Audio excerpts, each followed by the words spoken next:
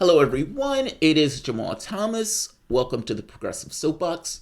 Guys, I have with me an awesome guest today. I have with me the indomitable, the awesome, independent journalist, Michael Tracey. Now, guys, I am doing this in somewhat of a weird way. So if you guys are seeing weird effects, please tell me about the weird effects. YouTube has gotten rid of Google Hangouts.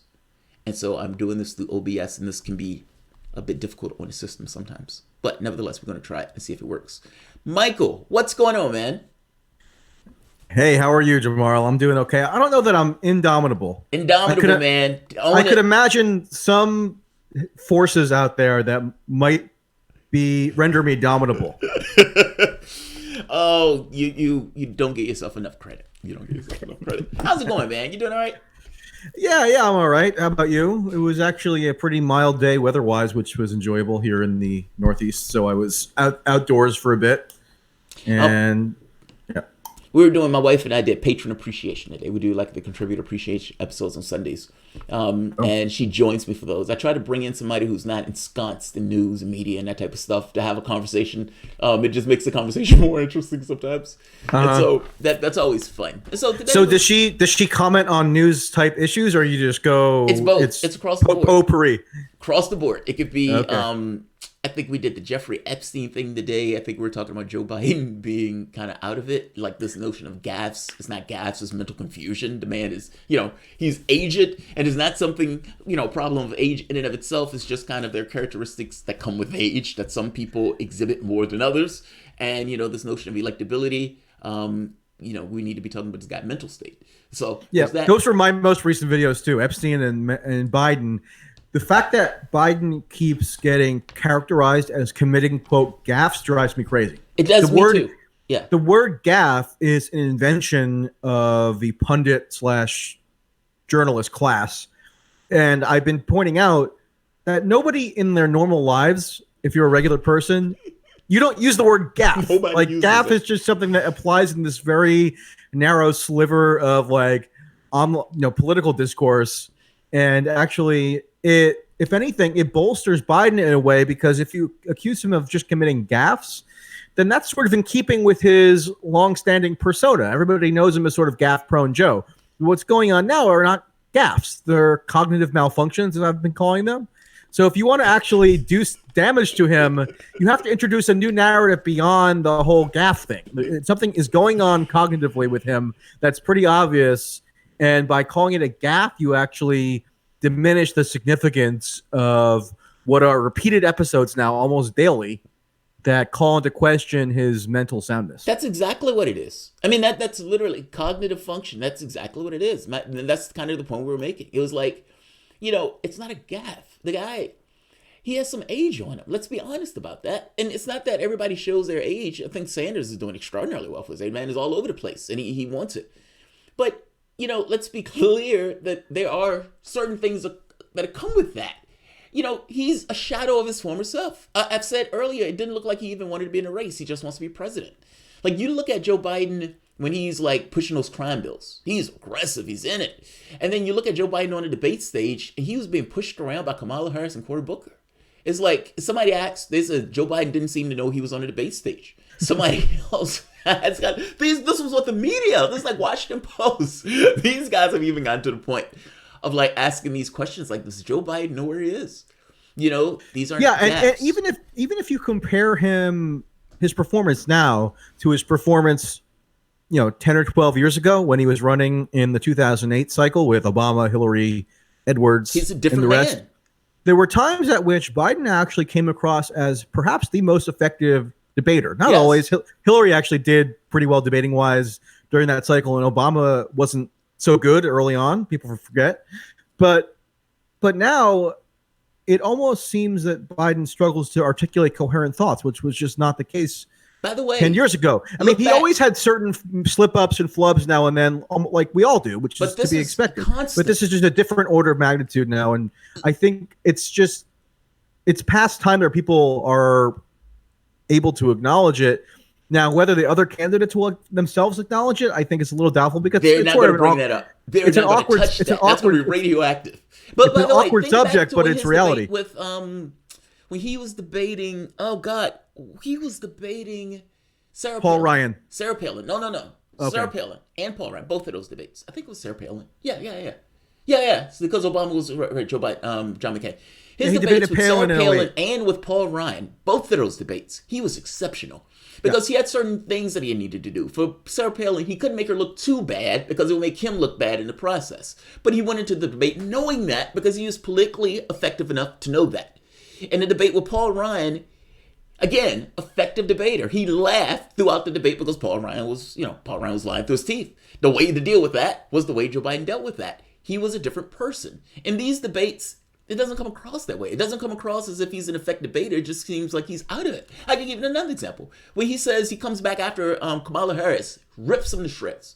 And he's like, I didn't expect her to hit me on that. What do you mean you didn't expect her to hit you on that? They were hitting you on it all week. You know what I mean? Like, it just, he comes across as a different person.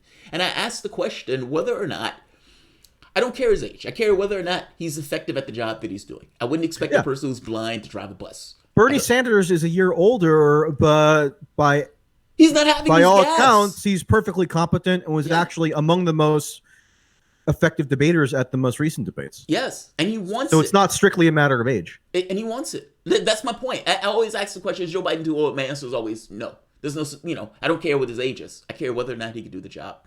And it seems like he's slipping.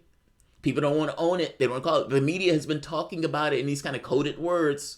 It seems like he's missed a step. Does Joe Biden know where he is? Like these type of things. But nobody's just saying, all right, somebody needs to tap him on the shoulder and say, okay, maybe this is not. There's this weird paradoxical dynamic going on right now where Biden actually does get reasonably negative coverage in the media, where I think there is a widespread aversion to the notion that he could now be the standard bearer for the Democratic Party, given especially that he's an old white male. And then a lot of people think that the best representative of the party right now should not be an old white male, among other factors, right? So there has been a pretty conspicuous willingness to attack him relatively frequently. So when he first announced his campaign, you had a whole raft of stories about how he was some kind of like maybe a mild sexual predator. You remember? And then you had the Kamala Harris attack, and also the sort of the Cory Booker attack, where Kamala Harris was like, "Now, Joe, I'm not saying you're a racist." Right. I love that. Okay. I mean, that's sort of like the Donald Trump trick. Yeah. Where he I'm not says saying like, you beat your wife. Right. I'm just asking. Right. I'm not saying that you're a drug abuser or that you're unkind to animals, but so everybody knew what she was going for there. But the point is, those attacks have so far not been effective. No, that attack was effective. I mean, okay, not lastingly effective. Let's say it that way.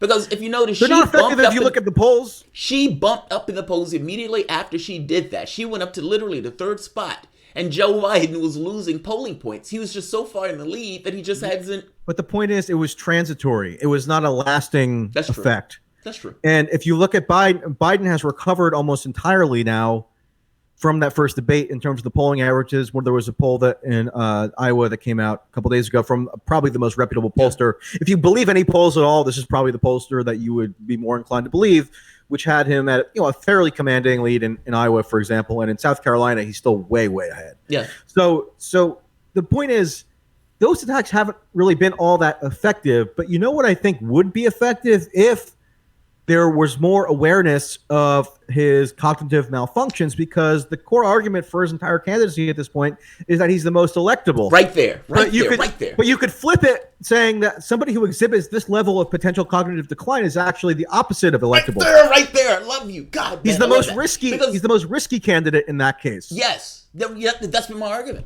That's literally, you're taking, that's literally my argument. My argument So rather than these superficial, ineffective, and somewhat cheap attacks from the Me Too stuff to you're not a racist butt stuff, why not actually go at his actual vulnerability, which is his manifestations of decline? Yeah, I keep saying the reason they're electing him. Like if you look at the polling, and not just Biden is ahead in the polls. I'm talking about look and read what people are saying. It's electability. Like it's like 50% is nowhere even close. I think Sanders might be the next one, but everybody else, it's nowhere near. They say we think he can beat Trump. That's all we care about. You ask them, who do you think is best on policy? He drops to the bottom. Who do you think is best on us? He drops to the bottom. If you say who is more electable, him. We think he's more electable. That's what they're electing him on. It's not policy. I did this video the other day where I made this point. If you're attacking him based purely on policy, that is not going to get over the finish line. What they're voting for is we think he can beat Trump. Period. That's what they vote. And until you pierce that, until you kind of put it and says, well, wait a minute. Is he really more electable if he's not mentally altogether there? And not just even altogether there. Because some people might say, I don't care if he's altogether there. Trump is not altogether there. And he's president. I just want him to beat Trump. Some people might even go there. But the thing is that because the media and some of the other candidates have used cheap, arguably unfair, and in any event, ineffective attacks against him, you could imagine that actually hardening Biden's support in a certain respect, because they figure that Biden is the brunt of these criticisms that people don't believe are warranted. So that's going to actually make them less inclined to accept a genuine and real criticism, which is that he's losing his marbles. So it's actually in a way, the bad coverage and the bad reaction to him over the past couple months has strengthened his hand in a way, because it leaves his chief vulnerability unexplored thus far. Yeah. You know? Yeah, that's an interesting point. Maybe. I don't. I mean, that's kind of the impression I got when I was in South Carolina. Yeah. Like a month and a half or so ago now. Obviously the electorate in South Carolina is majority black for the Democratic primary, and I made it a point to talk to those voters, and that was basically their attitude toward Biden. Yeah, maybe he's not perfect. Maybe some of the attacks on him are potentially legitimate. But they were just kind of flustered at why he seemed to be getting these attacks that they didn't feel were necessarily justified. And I feel like you could convince those types of people that the cognition attack would be justified, because once again, it undercuts the whole electability argument. The Kamala Harris attack, that attack works. The problem with that attack is it's delivered by Kamala Harris, if we're being honest. I mean, the moment that you deliver attack and you say the busing thing, and even the Cory Booker attack where he's like, look, I mean, they're putting people in prison and raising racists, stuff like that. You can't be Kamala Harris and make that attack. Because, the moment Kamala Harris has the exact same policies as Biden did on busing. I mean, that's one reason. But also, the moment that Tulsi Gabbard eats you to shreds in the very next debate, any attack that you laid on Biden, for the most part, vanishes. You lose credibility in the process. When you get eaten alive in the next debate by somebody who essentially said your attacks on Biden were unfair. Because look, part of the reason that I think Tulsi Gabbard was eating her alive that way was because Tulsi Gabbard said your attacks on Biden was unfair. That was her basis. And from that point on, it's like killing a Nazi. In her mind, it's, you attacked Biden in an unfair way, I'm going to eat you alive when I get the opportunity to. And that's exactly what she did. And by the way, any attack on Biden at that point vanishes. It just, how can an attack made by this person sustain itself when people immediately know that the person who did that attack essentially has all this stuff and all this baggage, Yeah, and Biden was even correct when he pointed out that Cory Booker hired this person, Gary McCarthy, to be chief of police in Newark, who was a former Rudy Giuliani associate, a tough on crime type, into stop and frisk, all that kind of stuff. Yeah. But Biden's problem is that he couldn't deliver the retort effectively at all. He couldn't fight and therefore back. It kind of fell flat. He couldn't fight back because his attack, when he was hit by Kamala Harris, his response again was on point. I didn't sign up as a prosecutor. I went in as a defense attorney. That's an amazing pushback, and not just a pushback that hits back at this notion of it's like, are you really have the gall to come after me? With your record, a younger Biden would have made the points that Tulsi Gabbard made. A Biden that was altogether there with his marbles would have made those points that Tulsi Gabbard made. This Biden just couldn't do it. I'm sorry. This Biden. But Biden isn't necessarily the best person either to deliver that challenge to Kamala Harris, because although, at a certain point earlier in his career, he was a defense attorney, he also was among the most significant kind of legislative masterminds behind an entire wave of really predatory anti-crime policy. He was further to the right than Reagan. Yeah, he was. Yeah, exactly. And that's kind of a position that he kept for a very long time until relatively recently. It's not as if that Biden is on solid footing there. It's just that he doesn't have the capacities at this point to defend himself with any kind of verve or any kind of compelling argumentation. Look, arguments are not always Whereas entirely about whether or not you Tulsi- have footing for it. Arguments Tulsi's- sometimes are about whether or not you can just win the argument. There's a different serious Yeah. there's an optics element. I'm saying that Kamala Harris doesn't have a standing like talking about to make that argument, despite the fact that Biden has a horrendous track record in those regards. I'm saying a better debater could have at the very least muddied the waters so he wouldn't just gotten pushed around that way. I mean, he literally got pushed around for a good solid 2 minutes where like literally the camera just kind of put on the Biden's face and she just hit him repeatedly. He couldn't defend himself.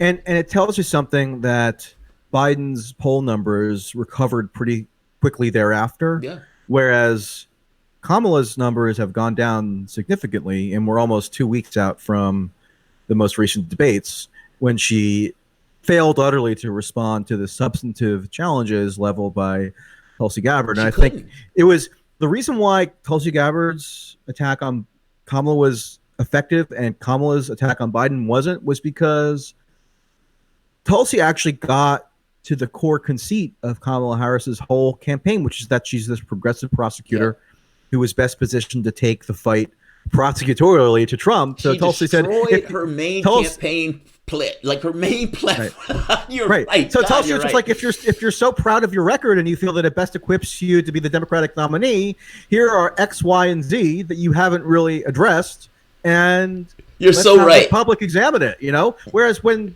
Kamala went after Biden, I mean, that's not why they were electing him. Like No, they weren't nobody- electing Biden for that reason. I'm sorry. I don't think that like the 56% of black voters in South Carolina who now say that they're supporting Biden, I don't think they're going to be persuaded that he was somehow a racist under the 8 years of Barack Obama. So you have to have a little more nuance and deftness going after Biden than Kamala displayed. Kamala got a lot of plaudits from the media and from the intelligentsia for that attack, but I don't think it actually resonated across the board with the electorate, and that kind of, I think, has been proven by the trajectory of the polls and other metrics, since that first debate. I think